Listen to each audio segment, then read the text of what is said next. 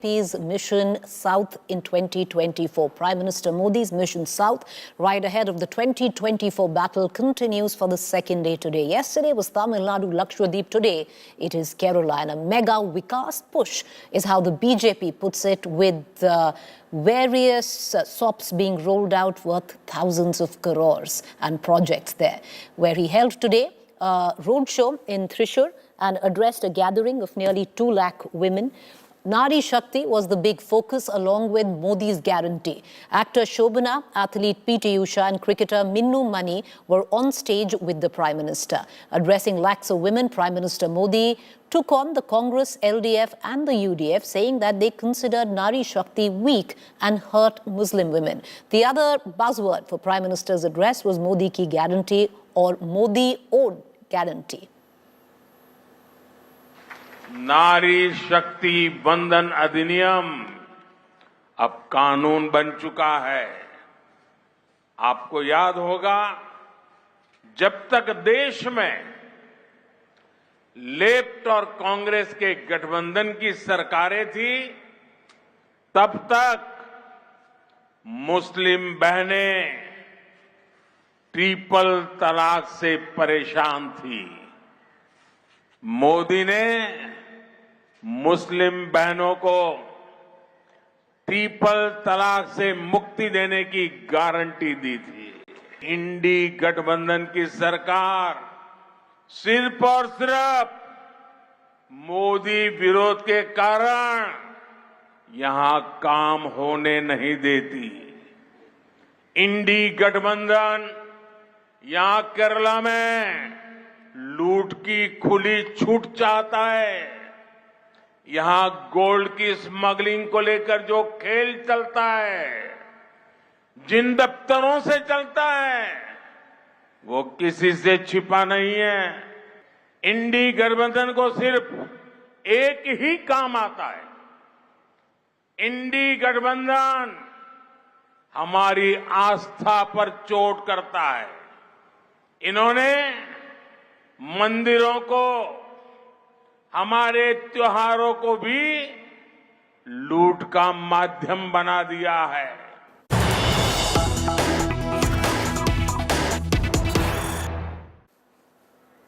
All right, the Prime Minister also used the platform to take on the India alliance. The first response as Mandir politics rages on. Though talking about local temple issue, the Prime Minister targeted the India alliance and said the India alliance keeps hurting our faith. He further reiterated they made temples medium for loot. All of this was in connection for local temple politics in Kerala, but the message clearly was read on a larger scale. इंडी गठबंधन को सिर्फ एक ही काम आता है। इंडी गठबंधन हमारी आस्था पर चोट करता है। इन्होंने मंदिरों को, हमारे त्योहारों को भी लूट का माध्यम बना दिया है। त्रिशूलपुरम के साथ जिस प्रकार की राजनीति की जा रही है, वो दुर्भाग्यपूर्ण है। सबरीमाला में भी जिस प्रकार की अव्यवस्था सामने आई है, उससे भी श्रद्धालुओं को बहुत असुविधा आई है। The Prime Minister's Look South policy and the BJP's focus on the south of India, because in 2019 viewers, they had maximized the north of India, or the Hindi heartland. If they need to make gains, if they need to come up with what they've promised as a 55% vote share, a lot of that needs to also be leveraged from the south of the Vindhyas. Until now, the south of the Vindhyas has been a battle which has been challenging for the Bharatiya Janata Party. Primarily, the last time around, only 29 seats of the mammoth 303 target of the BJP came in from the south of India. This time, the BJP would hope to take that mark up. Will they be able to? The questions we're posing in this debate. Will the Modi factor work in the south of India?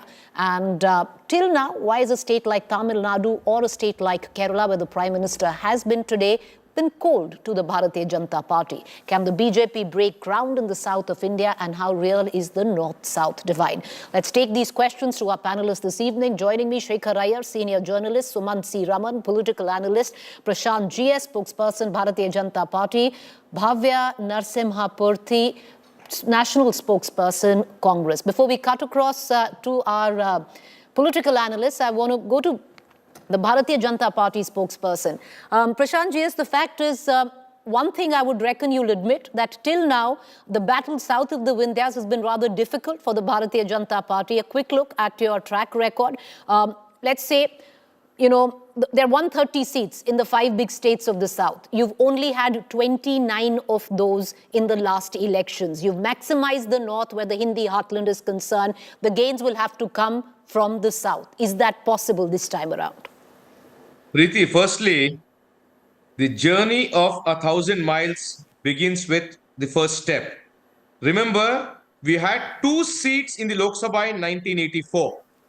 From 2 seats in 1984 Lok Sabha to 303 on our own, without the Ali's count being taken into account in 2019, it's a giant leap.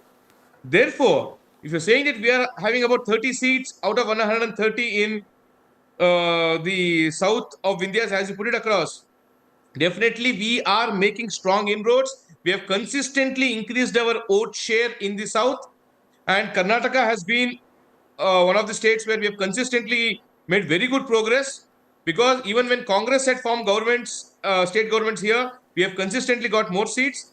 Even in the 2019 Lok Sabha, in the 2018 Vidhan Sabha in Karnataka, Congress and JDS had then formed the government. Even then, we had 25 seats on our own, and 1 seat was by the independent. So, looking at the vote share, you look at Tamil Nadu also, you look at Telangana, we won 4 seats last time. We are making inroads, and we have consistently increased our vote share, which means the people who are believing in the ideology of Bharatiya Janata Party and the leadership of Narendra Modi ji is increasing by the day. So therefore, as we draw closer to the election date, and when they but realize Prashant the real G.S., potential you speak of the ideology of the Bharatiya Janata Party, and till now, at least, the South has been averse to that ideology of oneness. You know, the southern states steeped in regional pride, linguistic pride, the whole oneness of it all, which is the core ideology of the BJP, and the RSS hasn't been able to cut it in the south of India. But we're going to come to that in a short while. But I want to bring in the Congress spokesperson as well. You know, Bhavya, let's look at the seat share. 29 of the 303 for the BJP. That comes down to about 9.6%. Congress, 28 of its 52 seats a mammoth share, came in from the south, which is a massive 53.8%. But there's a point that the BJP spokesperson is making. Look, right from the beginning till now, the south was your bastion at one point of time. Your vote share, your seat share is constantly decreasing, while the BJP's is constantly increasing on the rise. You know, every political party goes through a phase and ups and downs. But what's happening with BJP is not the same. They're not able to. Yes, last time in Karnataka they got many seats during this MP elections, but that won't be the case even this time. Whether it is Karnataka, Tamil Nadu, Telangana, or Kerala, for that matter, we are very sure BJP is not going to win many seats. Why? People of Karnataka have already given their mandate during assembly elections, reducing them to mere 60 plus seats. One. And we have seen the victory in Telangana. Coming to Tamil Nadu and Kerala, you know, the governor the BJP has appointed, they are actually not letting the governments there in Tamil Nadu work, and the people are seeing this. They're not approving any of their bills. If that is on one part, BJP has realized that their hate politics or divisive politics will not play turn into votes in South India. Because even when Mr. Modi came to Karnataka and literally went to every nook and corner of Karnataka and every road in Bangalore to campaign, we saw the results. And in Tamil Nadu, the AIADMK, their own alliance partner, refused to put Mr. Modi's photo on their posters previously. We have seen all of this. And it's not just that. Let's come back to infrastructure. This time, Narendra Modi has visited Tamil Nadu to actually, inaugurate a lot of infrastructural projects. But I would like to give you three facts about BJP and their investment in infrastructure. Okay. Almost, the value of new infrastructure projects by the government has declined by 81% compared to previous year. This year, it has declined by 81%. And 837 infrastructure projects have been delayed for more than 3 years across India. And then value of new infrastructure project by private sector has declined by 78% compared to previous year. When this is the case, if Mr. Modi has visited Tamil Nadu to invest in Tamil Nadu's infrastructure, that shows their desperation. No, Preeti, may I They step in? know their hate I'll come back to you, sir. Just 1 minute. Let me bring in our other. in South. Okay. They know. But that still doesn't explain. Bhavya, you've gone into detail, but that still doesn't explain the rising vote share of the BJP in the South. Yes, they haven't been able to convert it in seats, but there is a sizable and a consistent rise in that. I just want to bring in Shekhar Iyer and our other panelists as well into this conversation. Shekhar Iyer, you were with us yesterday. For now, welfareism plus Hindutva is a language that has huge traction for the BJP in the north of the Vindhyas. It doesn't quite in the south. Do you think the BJP would be able to get that narrative right? Because the Prime Minister understands that. The Prime Minister will go to Tamil Nadu, speak of linguistic pride, speak in English. When he goes to Kerala, he will not talk about the mandir or the temple, but he will talk about Modi's guarantee women. So he's seeming to get the language right, but the cadre and the other BJP leaders, do you see that changing? Preeti, the BJP has been making consistent efforts, no doubt about it. But is the result proportionate to the efforts? Well, it is taking time. Say for a state like Kerala, we saw the roadshow in Thrissur. By BJP standard, it's quite an impressive crowd. The fact that they could mobilize so many women as well as a lot of people on the road, that shows that we have seen in the 2014 elections, 2019 elections, where the NDA share went up. For instance, in 2014, they had about 10.85% BJP and its allies.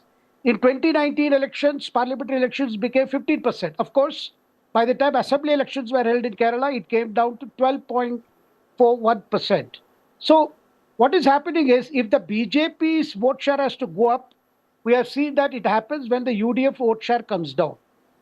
So say in a state like Kerala, BJP is looking at a situation where if the Congress is not able to withstand the might of the left under Pinarayi Vijayan, then those votes which are anti-left, BJP should gain from it. That is why you are seeing and there are about at least 4 or 5 constituencies, Lok Sabha constituencies in Kerala where BJP is concentrating this time. And also a constituency like Thrissur, which has a huge Christian population. And, recently some of the church leaders from Thrissur had met the Prime Minister in Delhi. So one can see that even for church leaders who are looking for a voice or a party that can oppose left, they look at BJP. Even though there are concerns. But Shekhar Iyer, will it happen? Because you speak of Kerala, the upper caste, the IRs plus the OBC was the factor that the BJP banked on in 2019. You and I both know better that didn't work. They've now tried to change the combination where the upper caste plus the Christians. Do you see it working this time, or do you see it's a work in progress? Maybe not 2019, but in eventuality it might figure. Definitely, because you see, it is incrementally going up. But can it be converted into seats? That's a question. But one thing we must remember, Preeti, in Kerala, the left was always known as a pro-Hindu party. The UDF was known as the Christian and Muslim party because of IUML and Congress having a lot of support among the Christian community, both Congress as well as Kerala Congress. But post Sabarimala episode, what has happened is Pinarayi Vijayan is also steadily cultivating the Muslim votes. And Sabarimala has been a turning point because if you remember the Sabarimala episode, soon after a Supreme Court first verdict, when Pinarayi allowed some of the NGOs to go in as devotees, it sparked a reaction and it had an impact in the Lok Sabha elections when the UDF swept the polls. Because the traditional LDF votes went against Fair enough. left. Will the BJP able to... That changed when Pinarayi effected correction before the assembly elections of 2021. But will the BJP be able to change it? That's the big question, because the BJP has a small upper caste, which is about 22 to 23%. Correct me if I'm wrong, Mr. Iyer, because the OBC traditionally is still going with the left is concerned. And that's the other chunk which the BJP had hoped to get in 2019 and they didn't. But I'm going to come right back to you, Mr. Iyer. Suman C. Raman, I want to bring you into this conversation. What's going wrong? Because if you look at it in terms of the narrative, there's a clear attempt that the BJP wants to set that narrative where it can actually politically leverage the south of India. You know, the recent episode of the Sengol in Parliament now, the Murthy from Karnataka is going to find the pride of place in the Ram temple in Ayodhya. So the Prime Minister will go speak about regional pride in Tamil Nadu, will not talk about Hindi imposition, make it clear. On the other hand, in Kerala, not talk about the temple, but talk about local issues, women. So the language is, seemingly right where the Prime Minister is setting it, but do you see it following through in terms of vote? Preeti, I think that the BJP has missed several tricks in the south. They've done well in Karnataka, obviously, but Karnataka does have a significant constituency for Hindutva, particularly coastal Karnataka. Now they've panned across the state, there is a significant constituency. The other states of the south, particularly Tamil Nadu and Kerala, the Hindutva constituency is very, very, very small. So that explains why the BJP has simply not been able to push forward. Now, the way around this would have been to have had a charismatic leader in some of these states. So, for instance, had they succeeded maybe 8-9 years ago in wooing Mr. Rajinikanth and getting him to, sort of hem the party in the state and so on, who knows what might have happened. So, in Tamil Nadu, by and large, people vote for charismatic leaders until the demise of Ms. Jayalalitha and Mr. Karnataka. That is how it has been for the last 40 years, 50 years. So now is when there is a vacuum, and there was a great opportunity for the BJP to fill it. I think they've made several political mistakes, and breaking this alliance with the AIADMK was, in my opinion, it was a blunder. Today, with so much of anti-incumbency against the DMK government, easily an alliance of the AIADMK and the BJP could have clearly had an impact in the Lok Sabha elections. Mrs. Suman C. Raman, why do you think that's still not on the cards before 2024? That's not on the cards because the AIADMK has very clearly said that they cannot, and it is suicide for them if they were to get back into an alliance. Mind you, they were driven out of the alliance by the state president of the BJP. So by systematically insulting the leaders of the AIADMK like Ms. Jayalalitha, earlier Mr. Annadurai and so on, literally the AIADMK, which had committed itself publicly, saying the leader actually said in public, 2024, we are going to the Lok Sabha elections with the BJP. I mean, how many allies of the BJP actually committed themselves a year ahead of the elections?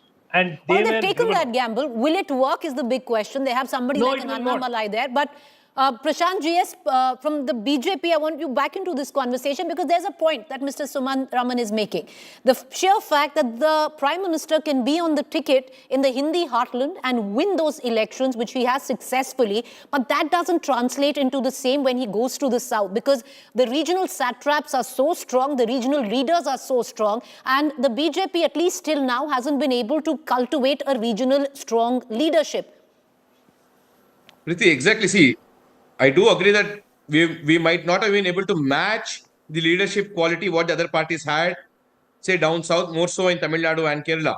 But now considering the turn of events, how it unfolded over the last 4 or 5 years after Jayalalitha's demise, and now with the youth back in focus, and we are seeing how people are rallying behind Annamalai in his rallies. And with the corruption being at the peak in Tamil Nadu under Stalin's government, and he and his son openly abusing Hindus and Hindu culture and Hindu practices, people are rising because Tamil Nadu, after all, is we can say without hesitation, is the cultural capital of the country, wherein so much culture and heritage comes from. For the entire India, we can say that a lot of culture and heritage is from Tamil Nadu. And there, if you are insulting the very practices, people are taking note of it. It's not that people generally voted for one Bhavya, I'm going to come to you, but allow me to bring in Mr. Iyer. back into this conversation. Mr. Iyer, do you concur? Because the BJP High Command took a gamble by betting on Mr. Annamalai and breaking the AIDMK alliance. Do you see that paying off, or is it only, the fancy of, like a lot of regional journalists tell us, that it's more Annamalai is a hit where Delhi is concerned, but back home there's not much happening? Preeti, as far as chronology of events are concerned, it is not BJP which broke the alliance. It is ADMK which broke the alliance. And the reason was, Edappadi felt that with BJP's company, they don't get additional votes. Rather, they lose minority votes, particularly in the southern districts. So that was a very conscious decision. And Annamalai was a good ruse. Because after having broken the alliance, now Edappadi is not made any headway. When it comes to opposition in Tamil Nadu, the focus is still on Annamalai. Where is Edappadi and where is AIDMK? And there is so much of confusion. Because when you go to the Lok Sabha elections, and they see the DMK is going to go for the campaign against Modi. Now, ADMK, can they join that alliance with which DMK is there? Or can they join the alliance with the Congress? That is also not possible. So now for ADMK, to oppose, and you must remember one thing. Even though Edappadi broke the alliance, he has not come out strongly against Prime Minister Modi or the BJP. Even in the latest statement he made, he only made a general remark that center has been showing stepmotherly treatment toward Tamil Nadu, whether it is Congress or BJP, without directly saying, not echoing what the DMK says. So one can see the confusion even in ADMK. Now, the mandate given to Annamalai from the Prime Minister was that the BJP must work for a mass contact with the people.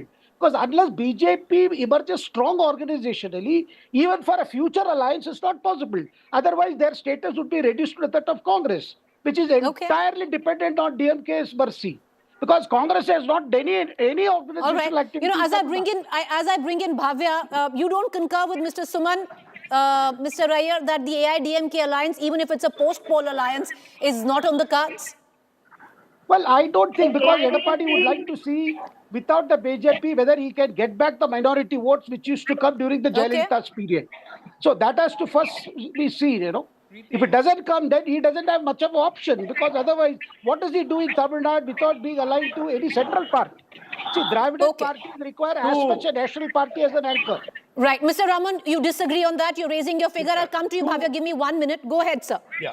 Yeah, two very quick points. One is I'm really curious to know which world Mr. Shekhar Iyer is inhabiting as far as Tamil Nadu politics is concerned. I think this is the view from Delhi, which has been fed very nicely to the BJP High Command, that the BJP is, attracting the rallies are massive crowds. And, if there was a contest on social media, I hand it to Mr. Iyer. If the election was held purely on social media, I think Mr. Annamalai will be able to make a very significant impact in the state. At the EVMs, I'm not too sure about that. The second point is, nothing today in Tamil Nadu politics is ruled out. Okay. Look, let's be very clear. A Congress AIA-DMK alliance is certainly not something that is ruled out in the future. Yes, for 2024, it may be a little too late because of the India alliance and the DMK being a very important part of it. But the manner in which the DMK has gone about embarrassing the Congress time after time after time, there is, there is one of the senior AIDMK leaders was asked, are your doors open for an alliance with the Congress? And he said, all right, quickly, 30 seconds each. Bhavya, you wanted to come in. Go ahead. When the BJP spokesperson spoke about the regional party leaders and how dominating they are, and as of they do not have the regional leaders, I think Yadurappa, BJP High Command is so insecure about regional strong leaders that they usually cut them down. Take, for example, Telangana or Karnataka. See, Yadurappa, I'll come to you, sir. I'll come to you. Let her finish. Let her finish. She can't make wrong facts. I'll come to you, sir. Can I please finish? Let her finish. I'll come to you. Right on facts. Sir, I'll come to you. Correct her on your time. Go ahead. Make your point. Yeah. So, they usually are so insecure of their regional leaders, like I said, they cut them off. And that plays a very important role, whether it is Congress party or DMK or AIADMK, let me bring it Okay, Prashant GS, please respond. That's okay. Prashant GS, you wanted to come and respond. Yes. See, for both the states, insofar as Yediyurappa was concerned in Karnataka, he moved out to a larger position as a parliamentary board member, and he's been continuing. Even now, he will be on the ground campaigning.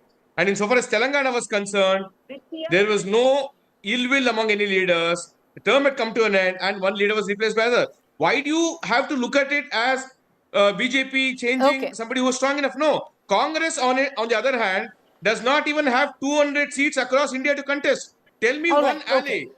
Allow me to close the show, sir. Allow me to close the show. I appreciate all four of you for joining us. It's a debate that's going to continue. I'm sorry for the hard cut. It's a debate that's going to continue in the days to come because a lot of focus is going to be in the south of India for the BJP to reach its target of 55% vote share. A lot of that needs to come from the south and it needs to be converted into seat share as well. A quick break. Stay with us. On the other side is my colleague Gaurav.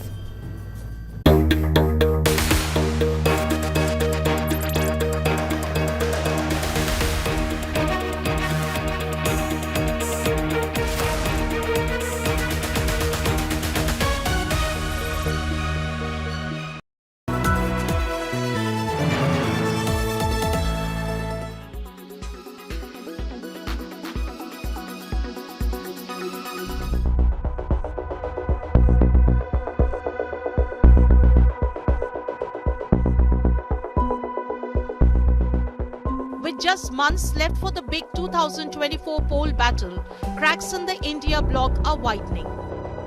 After the Congress versus Shiv Sena UBT fight over seat sharing in Maharashtra, now it's Congress versus AAP in Punjab and Delhi. An ugly war of words has erupted between the alliance partners after Punjab Chief Minister Bhagwant Mann took a jibe at the Congress, calling the party dead in the two states.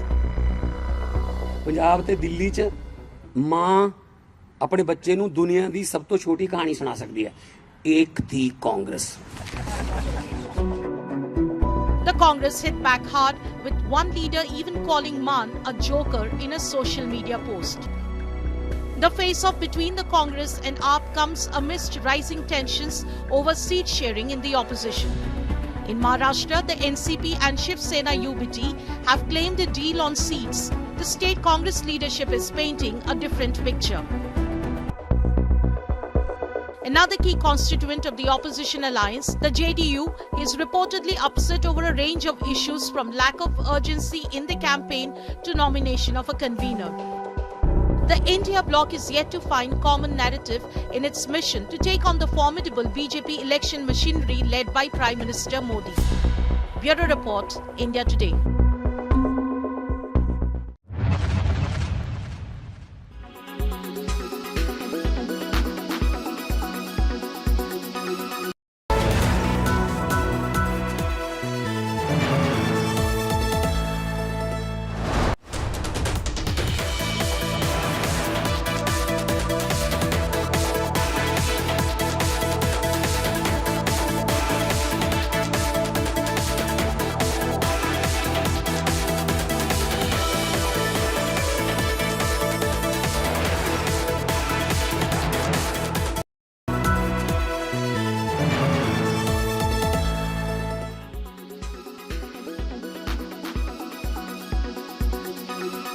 Karan Johar and the fresh faces in Bollywood has become synonymous now. And this time, he's cooking up a storm with the new star kid, Choudhry. Yes, that's right. Ibrahim Ali Khan and Khushi Kapoor will reportedly team up for Karan Johar's next project. As per reports, Shauna Gautam, who was Karan Johar's associate director on last outing Rocky Aur Rani Ki Prem Kahani and previously assisted Rajkumar Hirani on Sanju, will direct the film. Although the title is still under wraps, the buzz is that this promising duo will grace the screens through OTT. Meanwhile, according to reports, it is going to be one of those romantic comedies that Hindi cinema is known for. Whereas on work front, Ibrahim Ali Khan assisted filmmaker Karan Johar on Rocky Aur Rani Ki Prem Kahani and now is also set to make his acting debut with Sarzameen. The emotional thriller also features Kajol, Prithviraj Sukumar, Jatin Saren and Tota Roy Choudhry in significant roles. It's not unknown that filmmaker Karan Johar is known for giving faces, and in case you're unaware, the agency also welcomed the sensational actor Tripti Dimri, Bollywood's latest national crush, into its illustrious fold. So now the spotlight turns to the exciting duo, leaving fans on the edge, eager to discover if they will ignite the screen with the same brilliance or not. With Pranjali Sethi, Entertainment Bureau, India Today.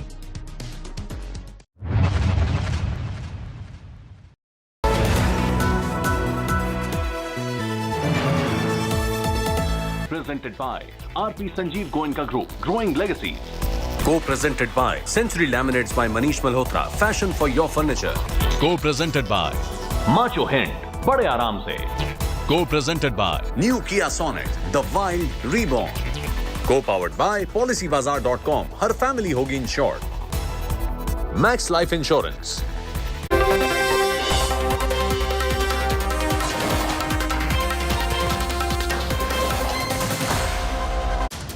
Ram Mandir rises.